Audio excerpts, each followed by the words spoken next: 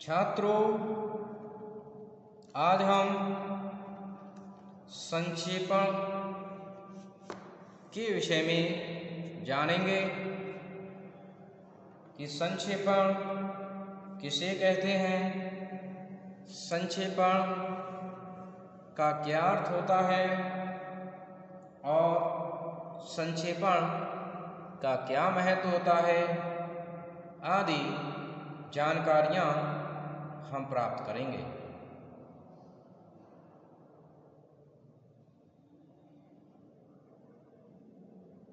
तो आइए छात्रों, जानते हैं कि संक्षेपण क्या होता है। आज इस पर चर्चा करेंगे। तो सबसे पहले संक्षेपण के अर्थ को जानेंगे और उसके बाद हम इसकी परिभाषाओं को जानेंगे।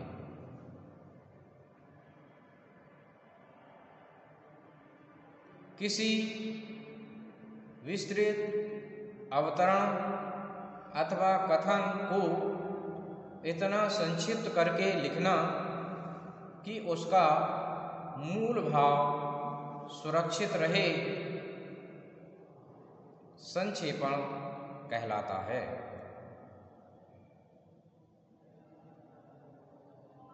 अर्थात मूल भाव को सुरक्षित रखते हुए विस्तृत अवतरण या कथन को संक्षेप में लिखना ही संक्षेपण कहलाता है। इससे स्पष्ट होता है कि विस्तृत किसी भी प्रकरण को संक्षेप में लिखना संक्षेपण कहलाता है, परंतु उसमें ये ध्यान रखना होता है कि उसमें जो मूल बात कही गई है वह मूल बात बनी रहनी चाहिए।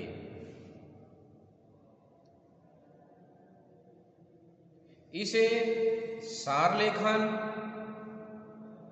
संक्षिप्तीकरण, संक्षेप लेखन तथा संक्षेपिका लेखन आदि नामों से भी जाना जाता है। यद्यपि अनेक नाम इसको दिए गए हैं, लेकिन सर्वाधिक प्रचलित नाम संक्षेपण ही है। तो अब हम संक्षेपण की परिभाषा को जानेंगे कि इसकी क्या परिभाषा होती है।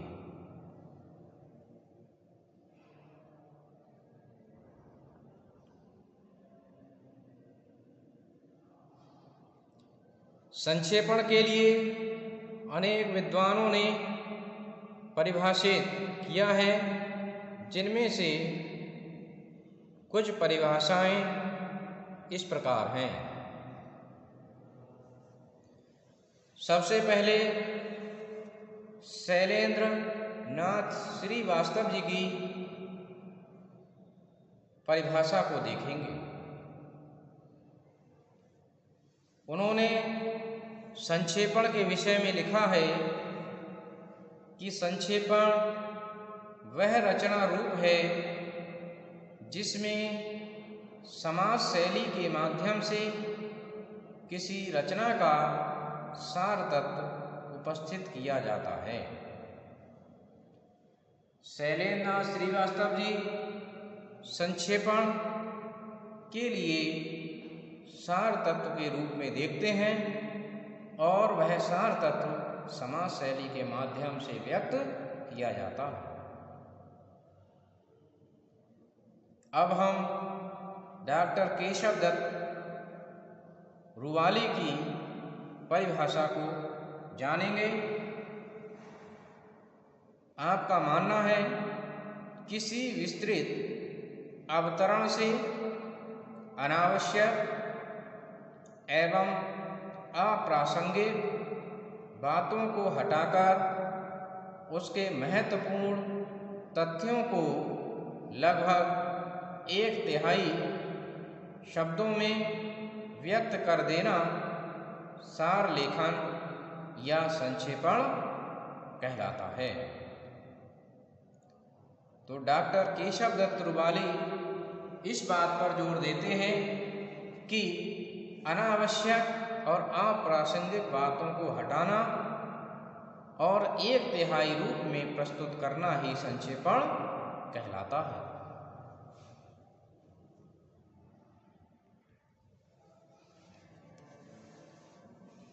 डॉक्टर रुबाली के बाद अब हम डॉक्टर वासुदेव नंदन प्रसाद की परिभाषा को देखेंगे कि उनका संक्षेपण के विषय में क्या विचार है। आप संक्षेपण के विषय में लिखते हैं, किसी सविस्तार विवरण, सविस्तार व्याख्या, वक्तव्य, पत्र व्यवहार, लेख इत्यादि में तथ्यों और निर्देशों के ऐसे संयोजन को संक्षेपण कहते हैं जिसमें असंबद्ध, पुनरावृत्त, अनावश्यक बातों का त्याग और सभी उपयोगी, अनिवार्य तथा मूल तथ्यों का प्रवाहपूर्ण और संक्षिप्त संकलन हो। तो डॉक्टर वासुदेव नंदन प्रसाद इस बात पर जोर देते हैं कि संक्षेपण में असंबद्ध, पुनरावृत्त, अनावश्यक चीज़ों को हटाकर केवल उपयोगी और अनिवार्य चीज़ों को रखा जाता है।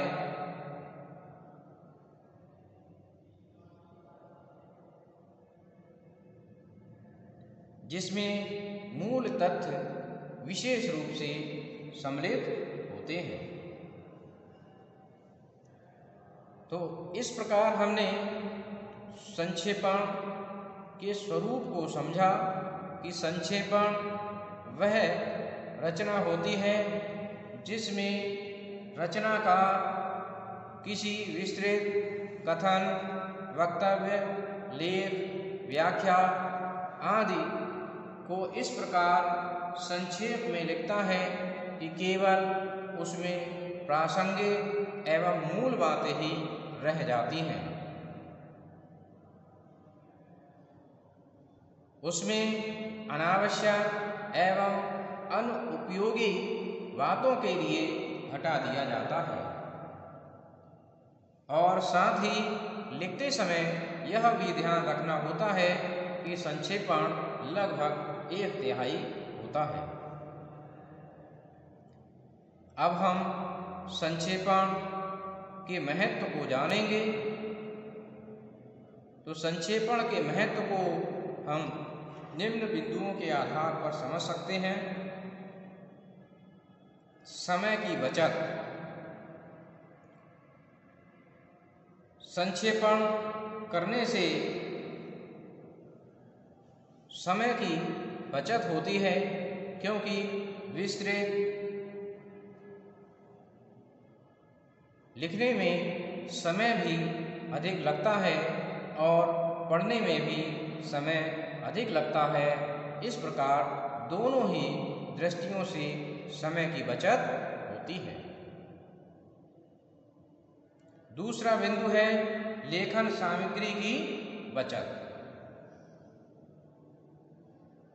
संक्षेपण का दूसरा महत्वपूर्ण कारक है लेखन सामग्री की बचत।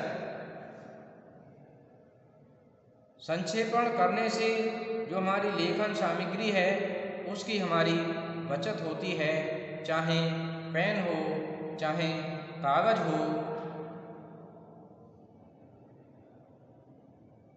इसकी बचत होती है। टाइपिंग या टंकण करते समय या मुद्रण करते समय भी लेखन सामग्री की बचत होती है। इसके बाद अगली विशेषता या महत्व है पुनरावृत्ति से बचाव। संक्षेपण में पुनरावृत्ति के लिए कोई स्थान नहीं होता है। उसमें अनुपयोगी, अप्रासंगिक, असंबद्ध तथा पुनरावृत्त को हटा दिया जाता है और केवल मूल भावनाओं और तथ्यों के लिए ही स्थान दिया जाता है। तो इससे पुनरावृत्ति से भी बचाव हो जाता है। इसी प्रकार अगली विशेषता है रख रखाव की सुविधा। संक्षेपण को एक निश्चित रूप में लिखा जाता है और उसके रख रखाव में भी हमें सुविधा होती है। संक्षेपण करते समय उसका आकार निश्चित रखा जाता है, जिसको कम जगह में आसानी से हम रख सकते हैं।